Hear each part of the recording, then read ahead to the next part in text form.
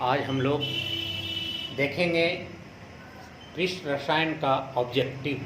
पृष्ठ रसायन चैप्टर का ऑब्जेक्टिव आपका सबसे इम्पोर्टेंट है। हर चैप्टर का ऑब्जेक्टिव अब तो बोर्ड में 50-50 का कंडीशन है, तो objective her chapter by chapter हम लोग कराते जाएंगे। एक चैप्टर का हो गया, अब हम लोग सरफेस रसायन पृष्ठ रसायन का ऑब्जेक्टिव हम लोग देखते हैं। तो ऑब्जेक्टिव में देखिए, पहला ऑब्जेक्टिव क्या कहता है कि पृष्ठ पर किसी आणविक स्पीशीज के केंद्रीकरण की घटना जो पृष्ठ के ऊपर ही चिपक के रहता है, तो जो पृष्ठ के ऊपर चिपक के रहता है उसको क्या कहते हैं? अवशोषण, अधिशोषण, संगुणन या पायस। एक कंडीशन जो पृष्ठ पर चिपक के रहता है उसको अधिशोषण कहते हैं। पदार्थ जिसके पृष्ठ पर अधिशोषण घटित होता है, परास्त पदार्थ, एक पदार्थ है, इसके पृष्ठ पर जो घटित होता है तो ये पदार्थ क्या कहलाता है? तो ये पदार्थ कहलाता है अधिशोषक।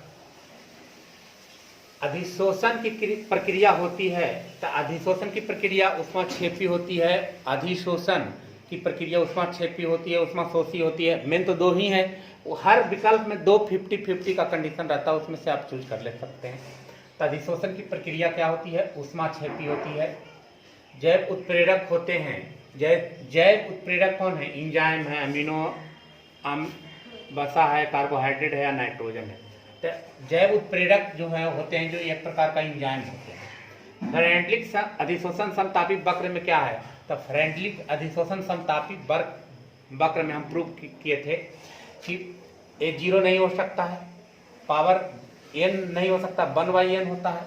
तो फ्रेंडलिक ने x/m = k × p के पावर 1/n प्रूव किया। उत्प्रेरक की क्रियाशीलता निर्भर करती है, तो उत्प्रेरक की क्रियाशीलता द्रव्यमान पर निर्भर नहीं करती है, विलेयता पर नहीं निर्भर करती है, वो कणों के आकार पर निर्भर करती है। कण के आकार पर निर्भर करती है।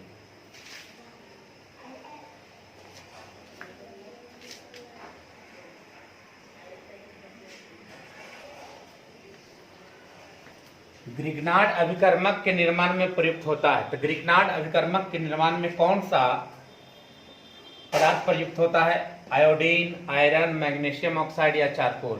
तो ग्रिग्नार्ड अभिकर्मक में आयोडीन का प्रयोग किया जाता है। बादल किसका उदाहरण है? बादल आपको हम बताए थे, विलियन चैप्टर में भी बताए थे कि वर्गीकरण, और इसमें भी बताए थे कोलाइडी में। तो बादल किसका उदाहरण है? ठोस का गैस में, द्रव का गैस में। तो बादल में ठोस रहता नहीं है, ठोस तो रहता नहीं है, तो जो जिसमें ठोस है वो खत्म हो जाएगा, तो उसके आधार से फिर बचेगा कम द्रव का गैस।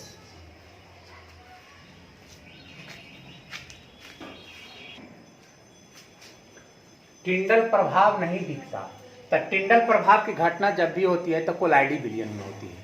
तो अब यहाँ सस्पेंशन, तो ये भी एक प्रकार का कोलाइडी विलयन है। इमल्सन, ये भी कोलाइडी विलयन है। स्वर्ण संख्या, ये भी एक कोलाइडी विलयन है। तो टिंडल प्रभाव दिखाई नहीं देता है किसमें? वास्तविक विलयन में। तो वास्तविक विलयन आएगा शर्करा का विलयन। कोलाइडी विलयन कोलाइडी कणों को आवेश नष्ट करने के लिए किसका प्रयोग किया जाता है? तो हम बताए थे आपके वैद्युत कण संचलन में कि उसमें आवेश उदासीन किया जाता है। तो उदासीन करने के लिए वैद्युत अपघट्ट का प्रयोग किया जाता है।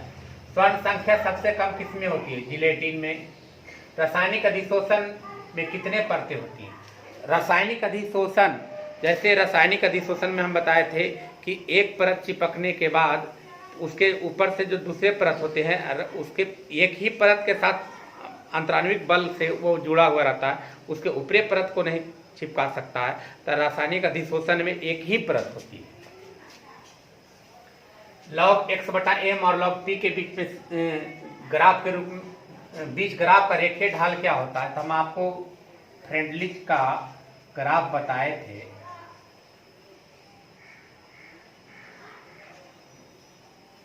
इस प्रकार का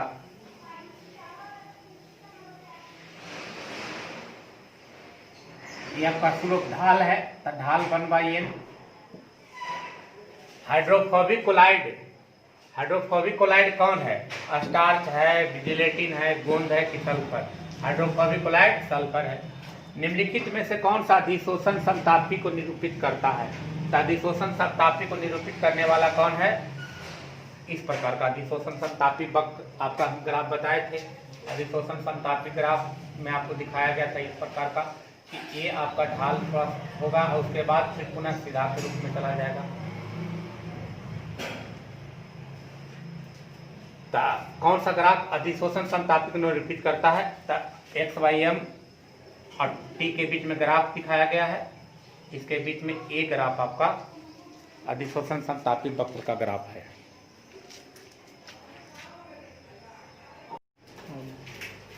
अब देखिए 16 नंबर, टिंडल प्रभाव पाया जाता है। तो टिंडल प्रभाव की घटना जब भी होती है तो कोलाइडी विलयन में होती है। टिंडल प्रभाव की घटना कोलाइडी विलयन में होती है और कोलाइडी विलयन का दूसरा नाम सॉल होता है। तो ये बिलियन कहने का मतलब वास्तविक बिलियन भी हो सकता है, अब क्षेपण में नहीं होगा ना बिलियन में होगा। और यहाँ है सॉल, तो सॉल का ही दूसरा नाम है कोलाइडी विलयन। तो टिंडल प्रभाव की घटना पाई जाती है सॉल में। लायोफिलिक कोलाइड होता है। तो लायोफिलिक कोलाइड का उदाहरण कौन है? तो लायोफिलिक कोलाइड दूध। कौन सा गुण कोलाइडी विलयन के आवेश से स्वतंत्र होती है? तो कोलाइडी विलयन के आवेश से स्वतंत्र कौन सा होता है? तो स्वतंत्र होता है टिंडल प्रभाव की घटना, क्योंकि अगर टिंडल प्रभाव पे आवेश होता तो वो प्रकीर्णन की घटना उसमें नहीं होने देती। तो इस कंडीशन में कोलाइडी विलयन का आवेश स्वतंत्र होता है टिंडल प्रभाव। आरोपित विद्युत क्षेत्र में कोलाइडी कण की गति कहलाती है।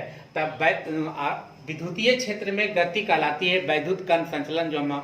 जो मेन टॉपिक जब पढ़ रहे थे तब वैद्युत कण संचलन का परिभाषा हम लोग दिए थे, उसमें देख लीजिएगा। आरोपित विद्युत क्षेत्र में कोलाइडी कणों की गति कहलाती है वैद्युत कण संचलन।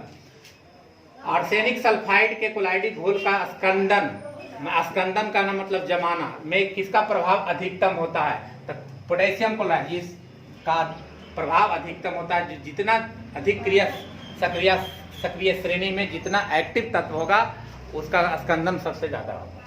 कोलाइडी घोल का शुद्धिकरण किया जाता है। कोलाइडी घोल का शुद्धिकरण छलन विधि के द्वारा नहीं किया जाएगा, प्रसरण विधि के द्वारा नहीं किया जाएगा। ओस्मोसिस यानी ओस्मोसिस का ही दूसरा नाम है प्रसरण, यानी कि डायलिसिस विधि के द्वारा इसका कोलाइडी कणों का शुद्धिकरण होता है।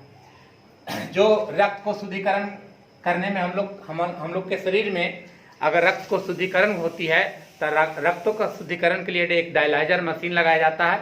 इस प्रक्रिया को कहते हैं डायलिसिस। दूध का उदाहरण क्या है? तो दूध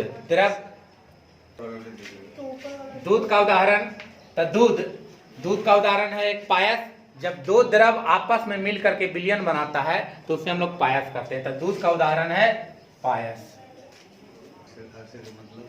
द्रव में किसी द्रव का परिक्षेपण, तो द्रव और द्रव, जब द्रव को द्रव में मिलाया जाता है यानी कि प्रक्षेपण अवस्था और प्रक्षेपण माध्यम जब दोनों द्रवीय अवस्था में होता है तो उसे हम लोग पायस कहते हैं।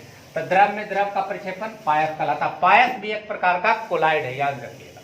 ब्राउनी गति का कारण, यानी कि ब्राउनी गति हम लोग बढ़ाए थे कि जब परागकण जल में प्रक्षेपित होता है तो उसकी गति जिगजैग लाइक मोशन, टेढ़ी मेढ़ी गति होती है। और टेढ़ी मेढ़ी गति को हम लोग ब्राउनी गति कहते हैं, जिसको रॉबर्ट ब्राउन ने बताया था।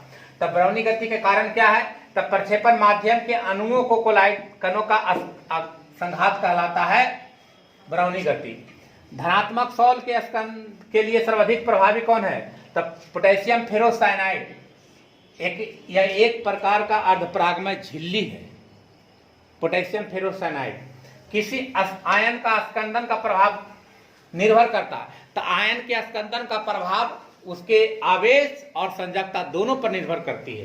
तो संयोजकता पर के चिन्ह पर नहीं, बंधली पर संयोजकता पर नहीं निर्भर करती है, आवेश और संयोजकता के चिन्ह पर निर्भर करती है। इस प्रकार आपका 25 खत्म हो गया। अब आगे अगले वीडियो में क्रिस्टल लाभ कोई से भिन्न है। तो क्रिस्टल लाभ किस पर निर्भर करता है? तो क्रिस्टल लाभ निर्भर करता है कणों के आकार पर। ठोस पदार्थ पर किसी द्रव का प्रक्षेपण, यानी कि ठोस और द्रव, तो ठोस और द्रव का प्रक्षेपण कहलाएगा जेल। जो हम लोग जेली बनाते हैं, किसान चाहे केचप हो चाहे हम लोग जेली के रूप में, ऐसे तो बाजार से हम लोग जैसे मान लीजिए कि आम का गुरा बनाते हैं तो उसमें ठोस और द्रव का प्रक्षेपण होता है, तो वही एक प्रकार का जेली है। सूक्ष्म विभाजित प्लेटिनियम उत्प्रेरक की अधिक सक्रियता का कारण क्या है? तो जितना क्षेत्रफल अधिक होगा सक्रियता उतना ही अधिक होगी। तो पृष्ठीय क्षेत्रफल FeOH का होल 3 कोलाइडी का स्कंदन करने के लिए सबसे प्रभावकारी वैद्युत अपघट कौन सा है? तो सबसे अधिक प्रभावकारी वैद्युत अपघट है potassium ferrocyanide. Potassium ferrocyanide. Gold के कोलाइडी विलयन संकलन में निम्नलिखित में 0.1 एम विलयनों का सर्वाधिक प्रभावकारी बेरियम नाइट्रेट। धूम यानी स्मोक, धुआं की बात हो रही है, किस प्रकार का कोलाइडी तंत्र है? तो धुआं में ठोस के रूप में धूलकण मौजूद होते हैं और गैस मौजूद होते हैं, यानी कि ठोस और गैस का है। द्रव विरोधी कोलाइड क्या होते हैं? अनुत्क्रमणीय होते हैं। किस प्रकार के धातु प्रभावकारी उत्प्रेरक कहलाती है? तो सबसे अधिक उत्प्रेरक के रूप में कौन से वर्ग का तत्वों का उपयोग होता है?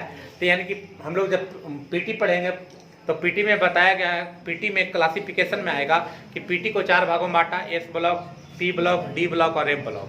तो सबसे अधिक जो आपका उत्प्रेरक के रूप में होता है वो डी ब्लॉक के तत्व होते हैं और डी ब्लॉक के तत्व को हम लोग संक्रमण तत्व होता है। जल गैस से मिथाइल अल्कोहल के निर्माण में प्रयुक्त उत्प्रेरक। तो जल गैस में मिथाइल अल्कोहल के बनाने में प्रयुक्त उत्प्रेरक के रूप में CuSO4, CuO, ZNO और Cr2O3 का प्रयोग करते हैं। इस प्रकार आपका पृष्ठ रसायन चैप्टर का ऑब्जेक्टिव टॉपिक, जितने भी ऑब्जेक्टिव हम लोगों ने उसमें से इम्पोर्टेंट ऑब्जेक्टिव को 35 निकाल लिए, 35 आपको खत्म हो गया। अब हम लोग अगले वीडियो में यानी इनऑर्गेनिक पार्ट जो है वो कल हम लोग चालू करेंगे और कल से फिर पुनः इनऑर्गेनिक का पहला चैप्टर, दूसरा, तीसरा आगे बढ़ती हो चले जाएंगे। तब तक के लिए धन्यवाद और इस चैनल को जरूर सब्सक्राइब करें, लाइक करें और कमेंट करें।